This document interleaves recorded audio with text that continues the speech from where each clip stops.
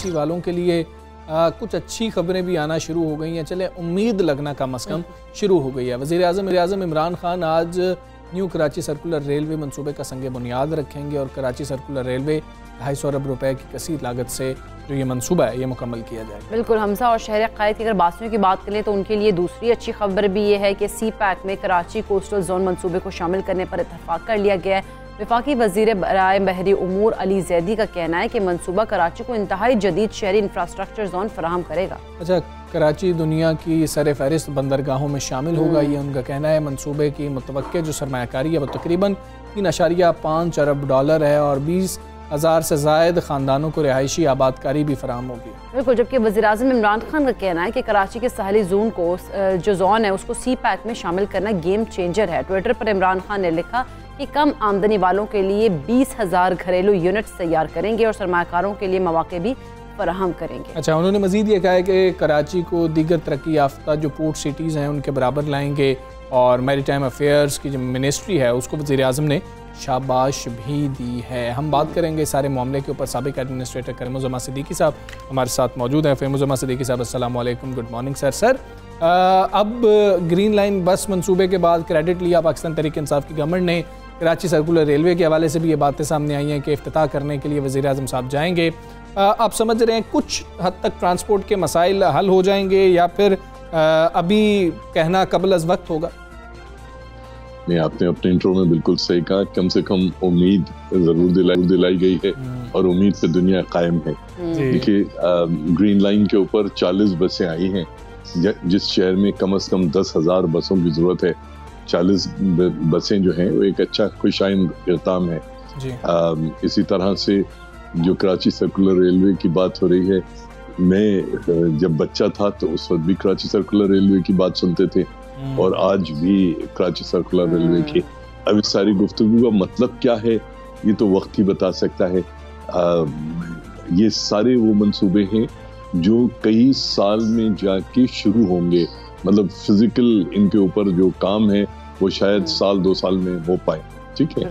मगर आप जरा पीछे चले जाइए, K4 का मंसूबा था जिसको करने के लिए और 1100 अरब रुपए के उसके अंदर भी दावे किए गए, मगर कोई K4 का आता पता नहीं है, कोई आइंदा नहीं।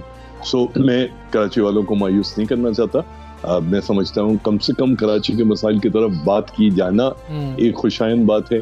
बाकी तो यहाँ बहुत सारी चीजें कुदरत के हाथ में हैं, हमारे और आपके हाथ में हैं। बिल्कुल सर, जिस तरह से आपने भी ये बात कही है ना कि बहुत सारे मंसूबे ऐसे थे जो कि तकमील जिनकी नहीं हो सकती। अब हम इस मौजूदा मंसूबे की बात करें, आप इस मंसूबे की बर वक्त तकमील देख रहे हैं कि इसकी तकमील हो सकेगी जो टाइम कहा गया है उसके मुताबिक? देखिए, एक MD मैनेजिंग डायरेक्टर थे KWSB ब्रिगेडियर जावेद अशरफ, बहुत ही फैबुलस ऑफिसर। उन्होंने जो है 2002 में इनिशिएट किया था K4 की प्रोसीडिंग। पहला TOR ये सारे के सारे बनाए।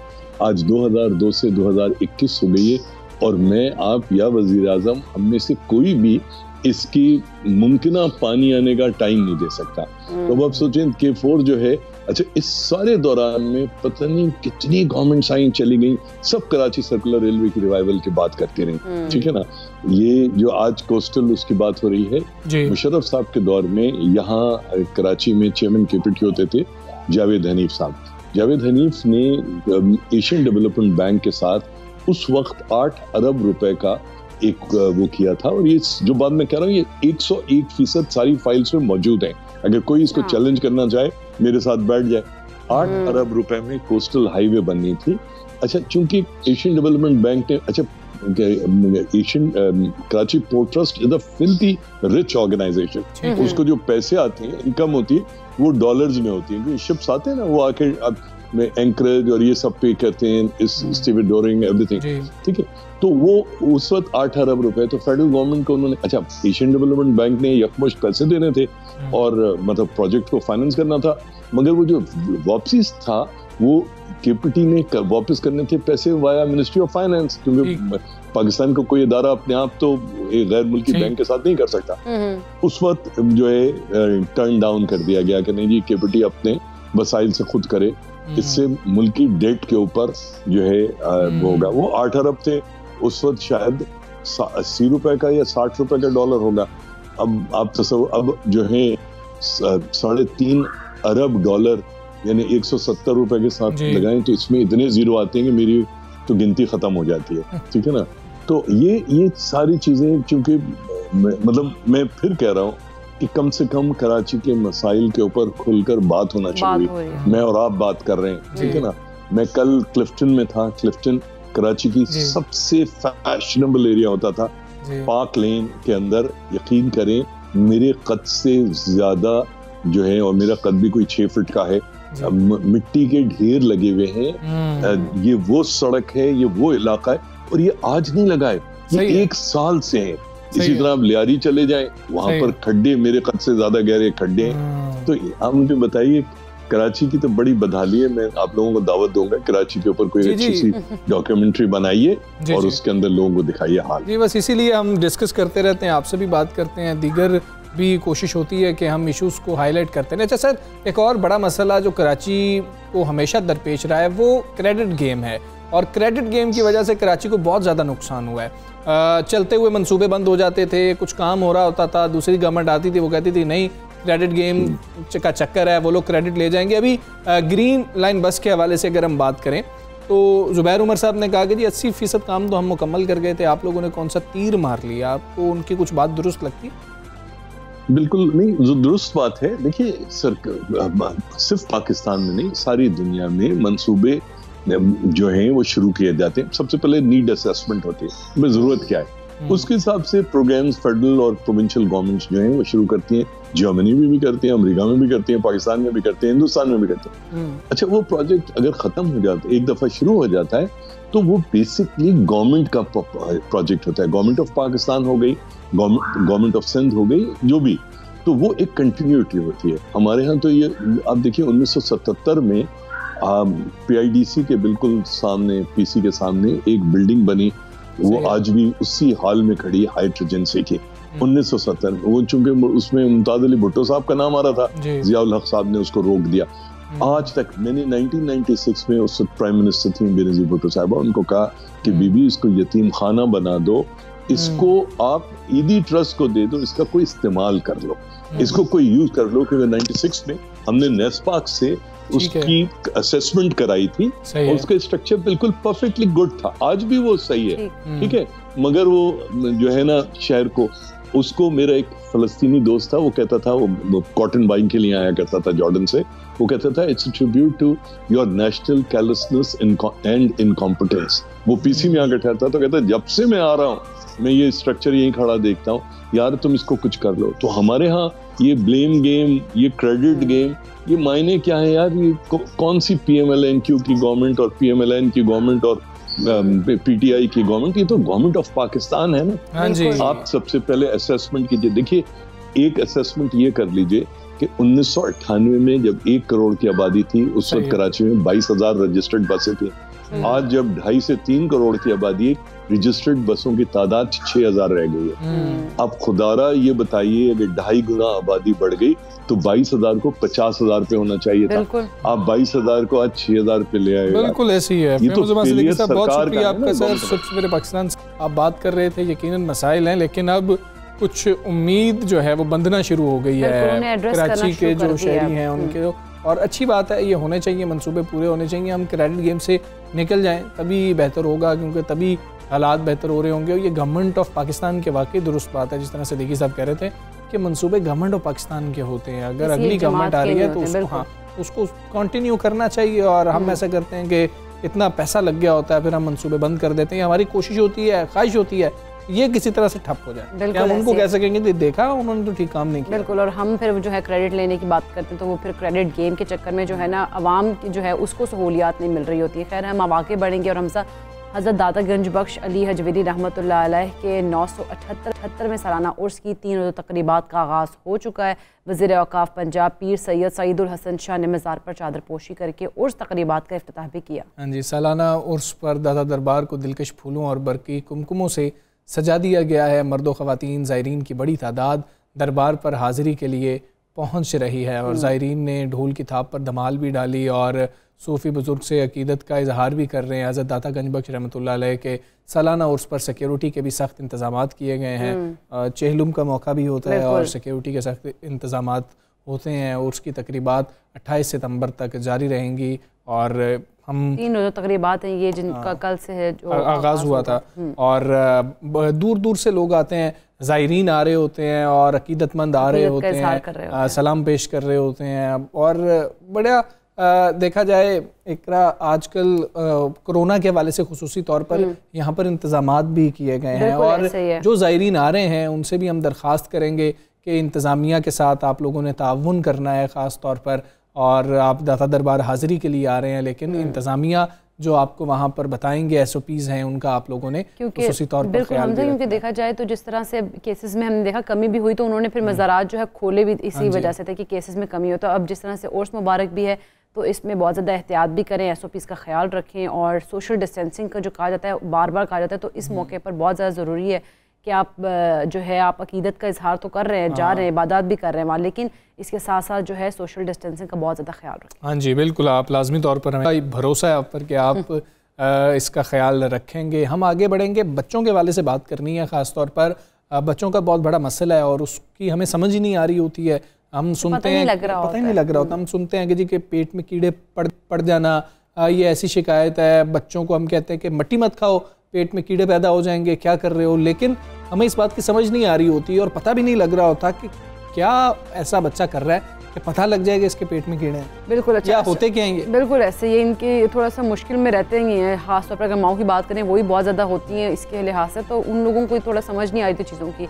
अच्छा, बहुत ज़्यादा जो हम अगर एज देख लें तो 5 से जो 9 साल की उम्र का जो एज ग्रुप है उसमें बच्चों में ज़्यादा शिकायत होती है और लेकिन ये इससे छोटे बच्चों को भी हो सकती हैं, ये नहीं कि इसी एज ग्रुप के हों, लेकिन इसको हाईलाइट किया गया 5 से 9 साल के बच्चों के लिए। अगर इस मरज़ का इलाज ना किया जाए तो बच्चों में खून की कमी हो जाती है, ग़िज़ायत की कमी हो जाती है, उनको भूख नहीं लगती है। इसके अलावा ज़हनी और जिस्मानी नशोनुमा का सबब भी बनते हैं ये लोग। अच्छा, ये जो बीमारी है पाकिस्तान के हालिया बरसों में मिट्टी से मुंतकिल होने वाली ये बीमारी बच्चों की सेहत के लिए बहुत बड़ा मसला बनकर उभर रही है, जिससे तकरीबन 17 मिलियन स्कूल जाने वाले बच्चों को खतरा बताया जा रहा है। पाकिस्तान उन 10 ममालिक में शामिल है जिनमें आंतों के कीड़े के इन्फेक्शन का खतरा सबसे ज्यादा है। अच्छा हमजा, एक रिसर्च भी की गई, उस रिसर्च से पता चला है कि आंतों के कीड़ों की बीमारी से स्कूल्स में गैर हाजिरी जो है वो 25% तक कम हो सकती है। और इस सूरत हाल को देखते हुए पाकिस्तान जो डी वार्मिंग इनिशिएटिव प्रोग्राम है 2018 में शुरू भी किया गया था और इस प्रोग्राम के तहत अभी तक स्कूल की उम्र के 3 मिलियन से ज़ायद जो बच्चे हैं वो कामयाबी के साथ कीड़ों के मरज़ से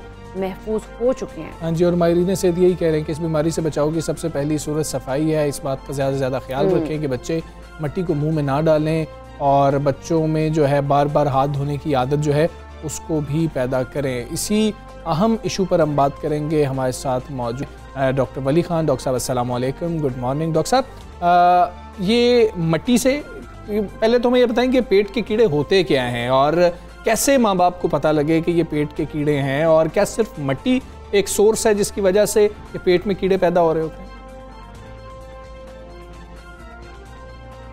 आपने बजा तौर पे फरमाया प्रोग्राम में अभी, इसको हम कहते हैं साइल ट्रांसमिटेड हेलमेंट्स।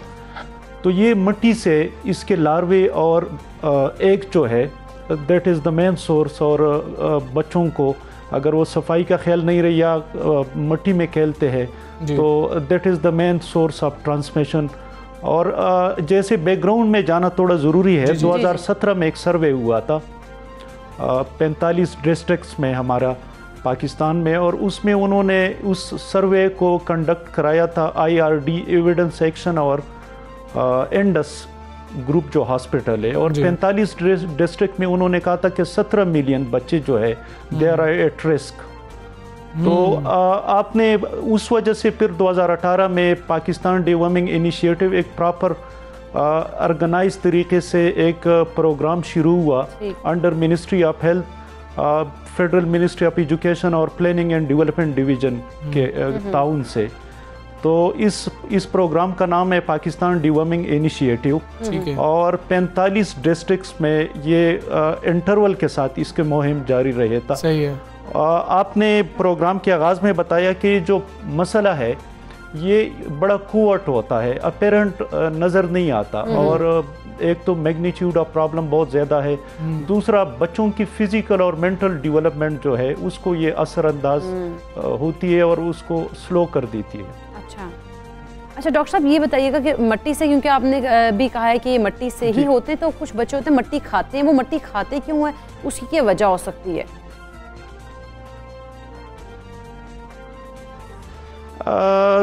ये बात बिल्कुल इट्स वेरी इम्पॉर्टेंट कि थोड़ा सा ग़िज़ाई कमी होती है बच्चों में, आयरन वगैरह की कमी होती है। दूसरा ये एक बड़ा अहम स्टेज होता है अब डेवलपमेंट, जैसे मैंने कहा ना जहनी और जिस्मानी डेवलपमेंट का, तो वैसे भी हमारा जो ग़िज़ा है वो आयरन की कमी होती है। फिर जब थोड़ा बहुत जो ग़िज़ा वो लेते भी है तो उसमें वो उसके एब्जॉर्प्शन नहीं होती। अच्छा तो ठीक। अच्छा डॉक्टर साहब, ये भी ज़रा बता दीजिएगा कि माँ बाप को कैसे पता लगे कि ये मसला है हमारे बच्चे के साथ, बच्चा फील क्या कर रहा होता है, बच्चा क्या आपको बता रहा हो तो आपको ये समझना चाहिए कि हो सकता है कि इसको जो है इसके पेट में कीड़े हैं, इसको ये मसला है, फिर वालिदैन ने करना क्या है? इसकी जो सिम्टम्स है ये बड़े वेग होती है, और दैट इज़ द रीज़न कि डायग्नोसिस में इसकी डिले हो जाती है, या राइट डायग्नोसिस नहीं पाती। बच्चे का जो कम्प्लेक्शन है वो थोड़ा सा पेल होगा, उसकी जो डेवलपमेंट है वो नज़र नहीं आई।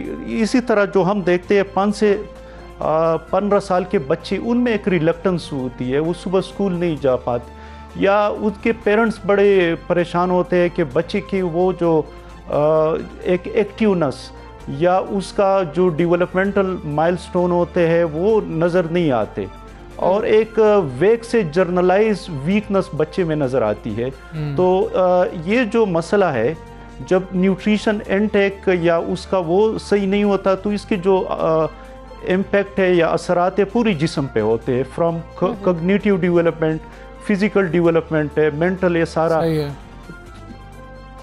ठीक है डॉक्टर साहब, इसके ट्रीटमेंट्स क्या हो सकते हैं? और दूसरी बात ये भी बता दीजिएगा, जो बच्चे मट्टी खाते हैं उनको कैसे कंट्रोल किया जा सकता है कि वो मट्टी ना खाएं, क्योंकि बच्चे कंट्रोल नहीं हो रहे होते हैं। इसका बड़ा अच्छा, जैसे पाकिस्तान डिवर्म इनिशिएटिव है, इन्होंने बड़ा एक वेरी इजी एक टेबलेट होती है मेबेंडाजोल, और अच्छा। जो ड्रेप ने भी इसको अप्रूव किए है, WHO रिकमेंडेड है, बल्कि WHO के टेक्निकल असिस्टेंट के साथ पाकिस्तान डिवर्मिंग इनिशिएटिव जो 5 से 14 साल के बच्चे हैं, स्कूलों में, मदरसों में, प्राइवेट, इस सब में अभी भी एक मुहिम आज से शुरू होगा जो 2 जून तक जारी रहेगा। तो च्यूएबल टेबलेट है, साइड इफ़ेक्ट उसके कोई ख़ास नहीं है। साल में एक दफ़ा पेरेंट्स से, या जो व्यूअर्स इस वक्त देख रहे हैं उनसे गुजारिश है पेरेंट्स से कि वो ज़रूर अपने बच्चों को भेजें, और they should participate in this campaign. साल में एक दफ़ा ये दवाई गोली दी जाती है, और बड़ा is very easy to administer, और कोई इसके कोई ख़ास एडवर्स इफेक्ट या वो नहीं है। ठीक है। अच्छा डॉक्टर, इसके साथ फिर एक और इम्पॉर्टेंट चीज़ है, जैसे हमारे सफाई की मुहिम है, आगाही के पेरेंट्स जो है अपने बच्चों पे वो ख्याल रखे, जो उनको अगर पल वगैरह है उसको धो के खिलाए, और खाने से पहले उनके बच्चों का जो हाथ है, वैसे भी हमारे कोरोना में मुहिम का भी था कि जो हैंड हाइजीन है, ये जो मसला है ज़्यादा हमारे जो डाउन टाउन है या अर्बन एरियाज, जहाँ बच्चे बग़ैर शूज़ के जो इन्फेक्टेड साइल या जो होती है उसमें खेलते रहते हैं बग़ैर शूज़ के, तो वो ज़्यादा रिस्क पे होते हैं।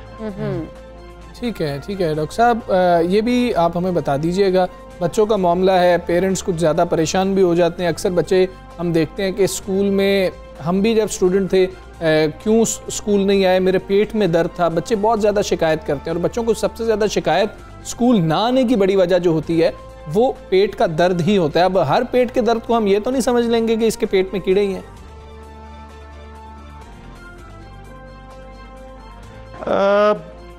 बात आपकी सही है। इसमें जो सिम्टम्स है, जैसे पहले मैंने कहा, बड़े वेग होते हैं। ज़्यादातर जो सिम्टम्स है GIT, पेट में दर्द, या उसमें थोड़ा सा वो जब सोते हैं तो जैसे मुंह से लुआब आता है या दांतों को पीसते हैं, या फिर जो एब्डोमिनल डिस्टेंशन, ब्लॉटिंग वगैरह। एवन ये भी रिपोर्टेड है कि सख्त जब ज़्यादा इन्फेक्शन हो तो उसमें उनमें डाइसेंट्री तक अलामात हो सकते हैं, या फिर वो बच्चे खारिश की शिकायत करते हैं। और आफ्टर सम टाइम अगर उनको ट्रीटमेंट न दी जाए तो फिर इसकी इफ़ेक्ट जो है पूरी जिस्म पे होते हैं। जैसे सुबह के टाइम वो बच्चे, मैंने पहले भी कहा कि रिलक्टेंट होते हैं स्कूल जाने में। इसके साथ बाकी चीज़ों में भी ये सिम्टम्स हो सकते हैं, बट अभी जैसे पाकिस्तान में 2.25 करोड़ बच्चे जो है एट रिस्क है, और हमारे जो जितने भी बड़े डिस्ट्रिक्ट है, मेट्रोपॉलिटन, कराची, लाहौर, रावलपिंडी, पेशावर वगैरह, इस सब में ये बीमारी जो सर्वे हुआ था 2017 में, सही है। तो एवन इस वक्त जो इस्लामाबाद है इसमें भी 5,70,000 बच्चे उन्होंने रिपोर्ट की कि दे आर एट रिस्क। ठीक है डॉक्टर साहब, बहुत शुक्रिया आपका। सुबह पाकिस्तान से आप बात कर रहे थे और ये बड़ा अहम मामला है। जिस तरह से मुहिम का उन्होंने बताया कि मुहिम का आगाज़ कर दिया गया रावलपिंडी और गुजरात डिवीजन से जो है इसका आगाज़ किया जा रहा है, और बड़ा पेरेंट्स को तो समझ ही नहीं लग रही होती और बच्चे तो बता नहीं पा रहे। एग्जैक्टली हमजा, बच्चे भी नहीं बता रहे थे, लेकिन अभी जो इस तरह से मुहिम स्टार्ट की गई इसमें पेरेंट्स की बहुत ज़्यादा हेल्प हो जाएगी, क्योंकि अब रावलपिंडी और गुजरात में खासतौर पे जब ये मुहिम शुरू हो गई आज से, तो उसमें पेरेंट्स का ये बनता है कि अब वो बच्चों को इस जिस तरह से उन्होंने कहा कि डीवॉर्म करेंगे तो अपने बच्चों को डीवॉर्म लाजमी करवाएं। हाँ जी, और इस मुहिम का हिस्सा लाजमी तौर पर आपको बनना है अपने बच्चों की सेहत के लिए, उनके बेहतर मुस्तकबिल के लिए, और बच्चों को रोकें मट्टी मत खाया करें। कुछ पेरेंट्स कहते हैं कोई नहीं अच्छा होगा इसके लिए, मट्टी खाएगा ना तो ये सेहतमंद होता है। ये कहते हैं एग्जैक्टली, मैंने भी सुना कि उनकी आयरन की कमी पूरी हो रही है। ऐसे मैंने बातें सुनी है कि मट्टी खाते हैं अच्छी बात होती है, सेहत इससे बेहतर नहीं होती है। पेट में कीड़े पैदा होते हैं जिससे उसकी जिस्मानी और जहनी जो ग्रोथ है ना वो रुक जाती है या स्लो हो जाती है। बिल्कुल ऐसे ही है। और अभी हम ब्रेक लेते हैं, ब्रेक के बाद वापस आएंगे। Stay with us.